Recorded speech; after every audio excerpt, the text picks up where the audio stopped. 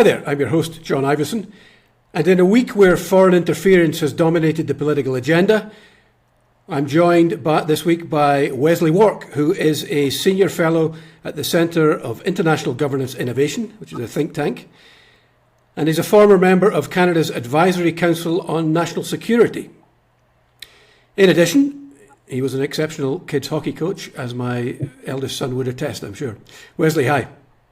John, great to be with you. Nice to see you. So you spent a considerable number of hours watching the Hague Commission on Foreign Interference, essentially so that we don't have to. We're going to turn to the Prime Minister's testimony on Wednesday in a second, but I'm just wondering what your biggest takeaways are so far. Do you think that we have a concerning foreign interference problem when it comes to our electoral process? John, I think the answer to that is concerning, yes, but not to the extent that I think that some of the initial media reports suggested, some of the political discourse has suggested, and certainly not anything that reaches to what the former CSIS director called an existential threat, though we could never really track down the source of that idea. So it's an ongoing concern. What I would say, and this has been my problem in a way with the public inquiry and its focus from the beginning, what I would say is that foreign interference takes many forms, and I don't think we're really paying attention to the most dangerous of them. The most dangerous of them does not, in my view, concern impacts on elections and related democratic processes. That's something that always has to be guarded against, but there are other forms of foreign interference that have been talked about within government for quite a long time, and strategies have been written and never published, but there are other more dangerous forms of foreign interference that we're not addressing. We've, to a certain extent, as valuable as the public inquiry has been, we've sort of dove down a rabbit hole in terms of the narrow focus of the inquiry. So that's because the mandate is essentially about the electoral process rather than broader foreign interference when it comes to diaspora communities, for example, right? Absolutely, and of course the mandate was formed in backroom discussions between all the political parties and the governing party, and it was very much based on, I think what has to be said, partisan political concerns and media leaks. I don't think anyone was really interested in exploring, what is the broad range of foreign interference threats, and should we have a public inquiry about all of them. The intense focus, as you recall, following the media leaks, it started in the fall of 2022 and really rose to a crescendo in the spring of 2023, was the idea that China had somehow managed to bend and distort federal elections in 2019 and 2021 to its own advantage. And so the conspiracy theory went perhaps even to the advantage of the governing party. Has the fact that there were concerns that airing sensitive information, intelligence information, might be a problem in a public inquiry, has that been a major impediment? It hasn't, and I think it has been a pleasant surprise that it hasn't. The public inquiry has been able to do its work. David Johnson, who was appointed as the independent special rapporteur when he delivered his first report before his mandate went out in flames, recommended against a public inquiry because, as you know, he argued that a public inquiry based on so much sensitive intelligence reporting would not be able to really conduct its work in public. I think Justice Hague's commission has proven that wrong to a degree, to a degree that is useful. There's been a lot of documentation that's been declassified and released and is available on the public commission's website, a lot of testimony, some of it based on in-camera examinations. There have been intelligence summaries that have been published that have been useful. So we've certainly had a look inside the secret tent in terms of what the government knows on the basis of its intelligence holdings about foreign interference, and that has really, I think, helped put the question of the scale and seriousness of this threat into a context which is useful and to a certain degree reassuring even. You made a point last weekend. You were discussing the 54-day delay by the then Public Safety Minister, Bill Blair, to sign a CSIS warrant. I thought it was a point that was well taken, that it was more likely a cock-up than a conspiracy to protect the Liberal Party from bad publicity. Does the inquiry lead you to believe there are quite a lot of cock-ups when it comes to national security in this country? Well, there certainly have been a number of them. It's hard to know what what a lot of them are. I mean, ideally there should be none. There certainly have been some sort of serious problems when it comes to, at least in the past, making sure that intelligence reporting from CSIS or other national security agencies made its way to senior officials, and from them to ministers. There were a lot of black holes in that process that were uncovered. And the government certainly took notice. It's not something they necessarily would have paid attention to if this hadn't come to light publicly, but fixes were required. And so a lot of work has gone into the business of making sure that intelligence reporting can now be tracked. In the past, some of it wasn't. It would just be sent to addresses and nobody would know really whether it got there or anybody read it. So kind of, putting junk mail in a mailbox. I mean, that was kind of the intelligence circulation model that used to exist. It was all disrupted, of course, by the pandemic as well, just to, to be realistic about some of the circumstances. But, discovering that important intelligence information either didn't get to the right desks or weren't read at all, weren't signaled as important, was something that was brought to light, and the government has said that it's taken lots of steps and has detailed them. Prime Minister testified about them, taken a lot of steps to try and fix that dissemination problem. And one of the ways that they fixed it is really empowering a very senior official in the government, which perhaps most Canadians have never heard of, the National Security and Intelligence Advisor, to be a kind of essential gatekeeper to make sure that the intelligence gets to the Prime Minister and Cabinet and is properly discussed. So a lot's riding on the ability of the National Security Intelligence Advisor, NSIAs, in the Ottawa sandbox to do that job. So that's one of the fixes. And intelligence reporting is now being tracked properly and is now mostly being streamed through a system that the communication security establishment has had for quite a long time. And a lot of it may sound antiquated, but it's a kind of fascinating system, or at least I find it fascinating. A lot of the intelligence is now carried around town in special pouches by people called CROs, which stands for Client Relations Officers, and they provide their secret pouches with their documents inside them in paper to selected readers who have to read them in the presence of CROs, and then CROs take them away. So it's a very old-fashioned system, but it is secure and it's trackable. So that's the solution of the government. Right. Ironic, given the improvements in communications, but I guess not secure communications. You mentioned the Prime Minister, so just to recap on yesterday, you wrote a piece that was quite complimentary about Trudeau's record as a national security Prime Minister, that in opposition he sought a balance between granting new powers to security agencies and more accountability. And that on the India issue in particular, he sought to use discreet diplomacy to solve the problem behind closed doors. I would argue he also has escalated the problem by making it public on the floor of the House of Commons and perhaps now escalating it again with this kicking out the Indian High Commissioner last week or this week. Do you think Trudeau could have played this any differently given the way the Indian government has been so aggressive?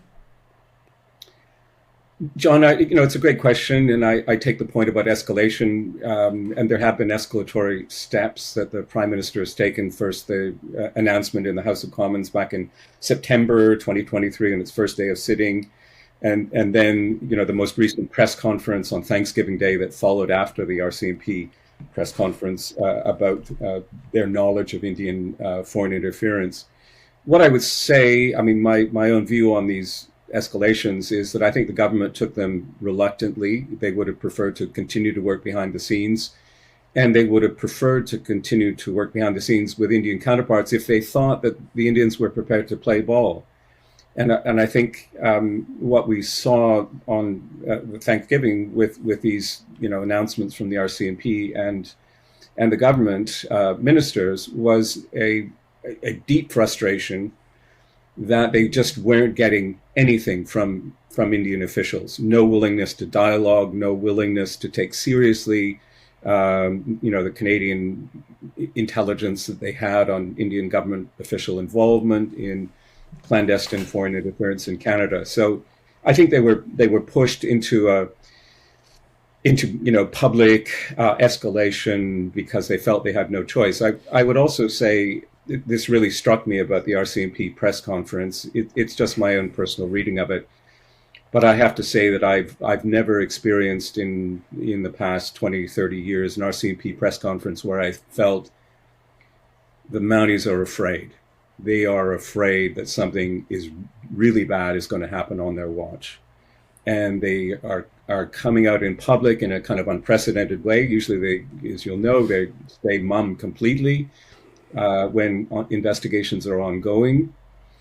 They felt they had to come out and say something in public to try and, as they said, disrupt these operations, kind of break the chain between Indian government officials and their proxies that they were using, and even criminal gangs that they were using operating in Canada. But escalation can be a rational calculation that can be driven by fear, and I think there was a combination of those two things at work. This is not to excuse what is clearly illegal and reprehensible behaviour by the Indian government. I mean, it's pretty clear that they have been assassinating people and intimidating Indian Canadians. But what struck me was how quickly this relationship has unravelled. I mean, I remember when Modi came to Ottawa in 2015, we were the best of friends. And somehow this relationship has now got to the point where we're essentially engaged in a diplomatic war with the Indians. It's not clear to me how we can protect national security or repair this relationship. Do you think we just have to rely on allies like the Americans? And are they going to put their bilateral relations with India at risk on our behalf? It seems to me that is unlikely. Yeah, it's good question. I mean, I think one of the calculations that the Trudeau government was deploying as it went public increasingly with its concerns was that allies would stand behind them. And we've seen the extent to which the United States government has indicated that they are prepared to press India to encourage them to cooperate with the Canadian investigation. There's been a statement from the UK Foreign Ministry along those lines as well. More muted statements from Australia and New Zealand, but among the key Five Eyes partners, a sense of solidarity there, which I think the Trudeau government gambled on. I think what will ultimately solve this war of words are two things. One is, and they'd be a combination. One is the United States, of course, is putting its own pressure on New Delhi to, in the light of the unsealed indictment that the American Department of Justice issued that implicated actually more than one Indian government official in covert activities and assassination plots in the United States. So the U.S. has its own case that it's pursuing with the Indians, and it's already forced the Indian government to bend a bit by agreeing to mount some kind of private internal investigation into these matters. And I think the Canadians are hoping that ultimately India will bend in a similar fashion to the way in which it's bent in the face of U.S. demands. But what will really turn the page, and it will be difficult for the Modi government to manage this, but not impossible given the nature of this government, the Modi government is going to have to find its way out of what I call its plausible deniability box. It's going to have to find a way of saying, yes, this happened, but, well, we really didn't authorize it. It was some set of rogue agents, or the Prime Minister wasn't aware and wouldn't have condoned it. They're going to have to back down in some public way in that fashion, while still saving face with their own domestic audience and still putting holding to this pretty tough line about wanting to ensure that Indian sovereignty is protected from threats abroad.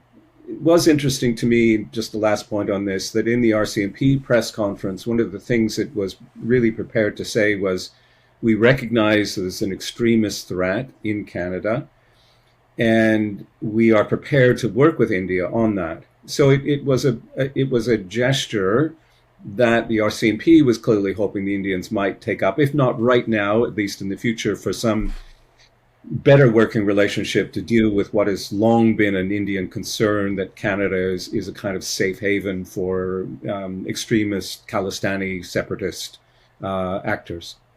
Yeah. Just go back to Justin Trudeau's appearance yesterday. The most inflammatory point was when he said he was bewildered that Pierre Poilievre would not seek security clearance or receive briefings on what Trudeau alleged were current and former Conservatives who were somehow engaged in foreign interference. What do you make of that? I mean, is Poilievre justified in saying that if he accepted those briefings and sought security clearance, his hands would be tied? Or do you find it odd that he has not sought that clearance?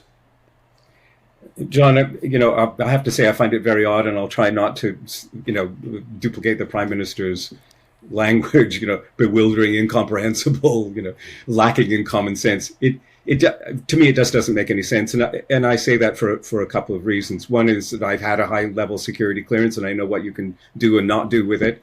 It would not prevent, if Pierre Poilievre had a top-secret clearance, it would not prevent him finding ways to use that information without betraying it. And that's part of the day-to-day lives of any officials operating in the public domain who have such clearances. It's not rocket science to figure out how to do that. And it is also, I think it has to be said, it's not a new accusation from Justin Trudeau or the Liberal Party and other ministers that Pierre Poilievre is behaving irresponsibly by not getting a security clearance. That piece of the testimony wasn't new. What was new was the kind of additional flame that was poured on this fire, whereby Justin Trudeau said he knew the names of a number of Conservative parliamentarians, he didn't say MPs or senators, who were implicated, according to the intelligence information that he had, in foreign interference. And of course also called attention to the fact, he posed it as a question, well, why is Pierre Poilievre not interested in finding out more about foreign interference in his own election races? Now, this is obviously a political point. It's a partisan statement. What Justin Trudeau is trying to demonstrate is that he is the kind of responsible statesperson that can lead a country through a national security crisis. And that was also, he was trying to put that on display in terms of talking about and going through in considerable detail the government's response to its knowledge of Indian foreign interference. We're at an interesting point, I think. I mean, Justin Trudeau is in danger with his own caucus. There's an election looming. He seems determined to stay in office. Well, who knows? That could change day by day. But we've come to a very unusual inflection point in Canadian political history whereby national security becomes a test for leadership. And Justin Trudeau was trying, I think, if you step back from some of these accusations, the point of his testimony was not just to defend his record, but it's to say, I'm the best political leader to govern Canada in a time of turbulence around national and international security. And Pierre Poilievre, who he says seems anxious to, come into power, he says Pierre Poilievre is just demonstrating no ability to serve as the leader of a country facing multiple national security crises. So it's an electioneering point that I think is fascinating, because we usually don't think about elections in terms of the person who ultimately appoint to lead a government. Is that person capable of managing a country in a national security crisis? We never ask ourselves that question. It's being asked now. Yeah, for sure. The Conservative mantra now is to call for Trudeau to name those names. These are the names of people who were in the part of the NCCOP, which was the National Committee of Parliamentarians report, who are alleged to be either witting or semi-witting accomplices to foreign powers. I do remember Dominic LeBlanc, the now Public Safety Minister, saying at committee that the names listed were based on uncorroborated information, essentially saying that it was basically unreliable information, which somewhat undermines Trudeau's point of even mentioning it yesterday, but also would suggest that naming those names is not a good idea. What's your stance on that? Well, first of all, I would say, I mean, I have lots to say about the idea of naming names in a democracy, and with a historian with some memory of past decades and McCarthyism and so on. I think this is a terrible idea, but I'll say a bit more about why in a minute. First of all, I think it's pretty clear that Poilievre shot back by saying, well, Trudeau should name the names, because Poilievre knows he won't. So it's an easy political point to make, and then he combined it with a charge that Justin Trudeau is not going to name the names, and anyway, he's lying. We've come to that point in our national discourse that the leader of a government would lie about a national security threat. Okay, well, that's where we are. It's not a place that any Canadian would want us to be, and this is just the way in which partisanship has rocketed through the roof on these issues. There have been lots of proposals, including from the NDP's Jenny Kwan, who herself has been a target of foreign interference, to find a way to name names in Parliament. I just don't think this flies, and I don't think it flies because, first of all, as you say, the identification of MPs who may be involved in some way or another, to some degree or another, in foreign interference schemes is based on intelligence, and it's not that the intelligence is necessarily unreliable; it's just that it's incomplete. And it's not the same as evidence. It's not the kind of thing you could present in a court of law. The second point is really that, well, if you found some way to stand up in the public square and name names, the people who are going to be named names will be defenseless. I mean, they will have no recourse except to say, I'm innocent. They wouldn't be able to prove their innocence because they wouldn't have access to any of the intelligence that may finger them in some way or another. And I would just underline this all by saying that in a democracy, surely cooler heads could prevail, and we would say to ourselves that if there are, strong indications of parliamentarians betraying their trust, betraying their oath of office, and when these amount to criminality, you bring them before the courts and you let the courts do their work. That is the way that democracies have to work. And I really find offensive the idea that we should be conducting public flagellation in the public square. Right. I mean, witch hunt is a pretty accurate description. Just to round things off, Wesley, David Johnson's report, you mentioned it earlier, but it's all but forgotten. It was the first report on foreign interference back in May 2023. He concluded, to quote him, there was no convincing evidence that the Prime Minister failed to act on recommendations from the security agencies. Have you heard anything during the course of this inquiry that is at odds with that assessment? I haven't. We'll have to see what ultimately Justice Hogue reports, but there's certainly been no surfacing of indications of that kind.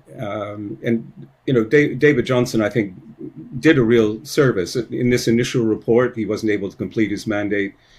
And it goes beyond, trying to dial down the temperature on foreign interference concerns with the kinds of findings he came up with. But there were really deep criticisms built into his report as well, particularly around this issue of intelligence going missing in action. And he was very strong about that. He appreciated the significance of that, and he wanted to pursue it. Didn't have a chance to. He was also, very strong on the idea that what any kind of inquiry needs to do is really understand the impact of foreign interference on diaspora communities. And that was something he said he was going to really pursue in his stage 2. Again, didn't happen. I think what we will discover through this process, and it was partly embedded in David Johnson's first report, and he won no friends, of course, by saying, I've looked at all the media reports based on the leaks, I've compared them to the intelligence evidence. Media reporting is exaggerated. The media didn't like that. And opposition parties didn't really believe it. So on we went to a public inquiry. But I think we can see, even in Justice Hogue's interim report, that there is, first of all, no evidence that foreign interference had any serious impact on federal elections in 2019 and 2021.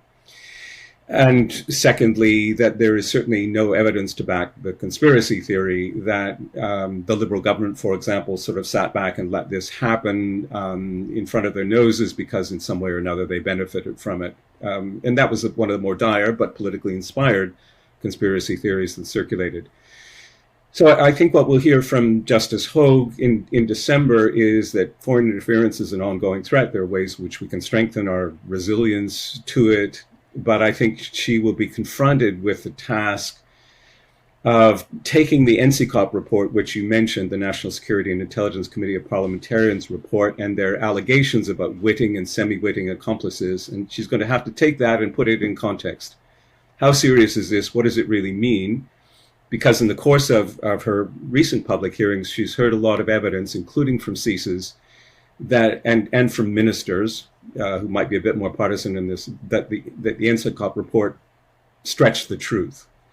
And when CSIS was asked by the public inquiry to go back into its own records and kind of come up with its own appreciation of how many incidents of foreign interference could it identify, what are the most significant and serious of them, they went back through it and they came up with a total of 6 instances over 6 years. Is that a serious record? Well, someone needs to put that in perspective. Elizabeth May, of course, looked at the NCCOP classified report and said she was reassured. Jagmeet Singh looked at it and said he was scared to death. So we need a sort of sober, grounded, objective, if possible, reflection on just how serious has this threat been in the past. And I think the message will be not as serious as we've all taken it to be. How serious might it be in the future will be an interesting projection. Well, that is somewhat reassuring, I think. So we're out of time. Wesley, thank you very much for your time and for your expertise. Be well. Thank you so much, John. All the best.